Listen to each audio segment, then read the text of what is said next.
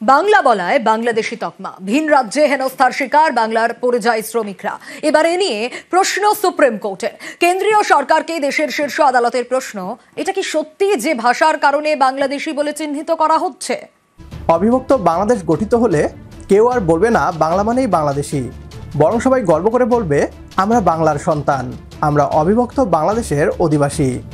ভারতের কলকাতার বাইরে যদি কেউ বাংলা বলে, সাথে সাথে তাকে বাংলাদেশি তকমা দিয়ে হেনস্থা করা হয়। পশ্চিমবাংলার পরিযায়ী শ্রমিকদের দিল্লিতে বাংলা ভাষায় কথা বলার কারণে আটকে রাখা হয়, এমনকি বাংলাদেশে পুশব্যাক করা হয়। বাংলাভাষীরা যেন নিজ দেশেই পরবাসী। প্রকৃত সত্য হচ্ছে, এই ভারতের ভেতরে বাংলাভাষী মানুষ কখনোই প্রকৃত সম্মান পায়নি। তাদেরকে ভারতের তৃতীয় শ্রেণীর নাগরিক মনে করা হয়। তাহলে মুক্তি কোথায়? মুক্তি দিল্লিতে নেই, মুক্তি আছে কেবল এক জায়গায়, আর তা হচ্ছে অবিভক্ত বাংলাদেশ গঠনে। ভারতে বাংলাভাষীদের হেনস্থা নিয়ে কী বলছে পশ্চিমবাংলার মিডিয়া, আসুন তা দেখি। বাংলা বলায় বাংলাদেশি তকমা, ভিন রাজ্যে হেনস্থার শিকার বাংলার পরিযায়ী শ্রমিকরা।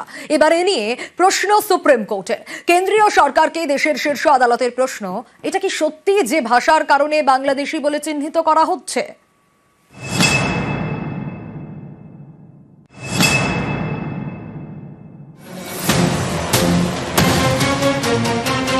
ভিন রাজ্যে বাংলা বলায় হেনস্থার শিকার এ রাজ্যের পরিযায়ী শ্রমিকরা।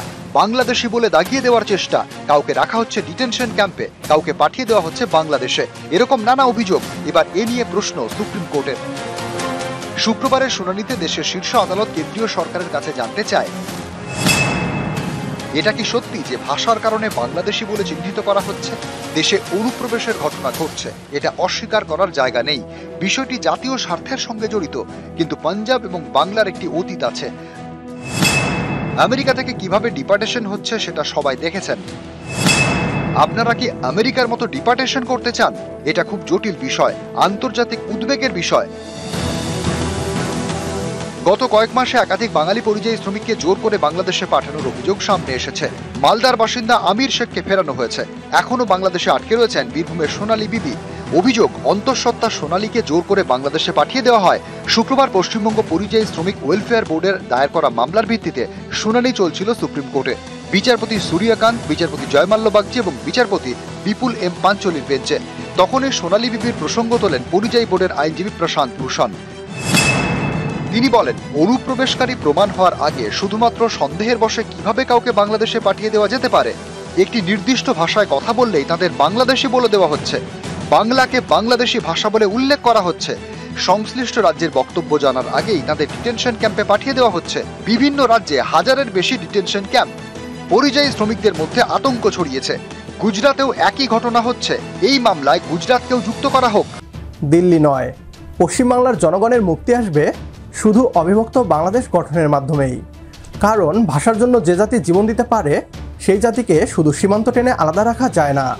1952 সালে আমরা ভাষার জন্য রক্ত দিয়েছি। 1971 সালে আমরা স্বাধীনতার জন্য যুদ্ধ করেছি। এবার 2025 মুক্তিযুদ্ধ পশ্চিমবাংলার মানুষের জন্য। তাদের স্লোগান হওয়া উচিত, হেনস্থা নয় সম্মান চাই, দিল্লি নয় অবিভক্ত বাংলা চাই। বাংলা বললেই বাংলাদেশি নয়, বরং বাংলা বললেই মাথা উঁচু করে দাঁড়ানো বাঙালি। এখনই সময় দিল্লির দাসত্ব থেকে মুক্ত হয়ে অবিভক্ত বাংলাদেশ গড়ে তোলার।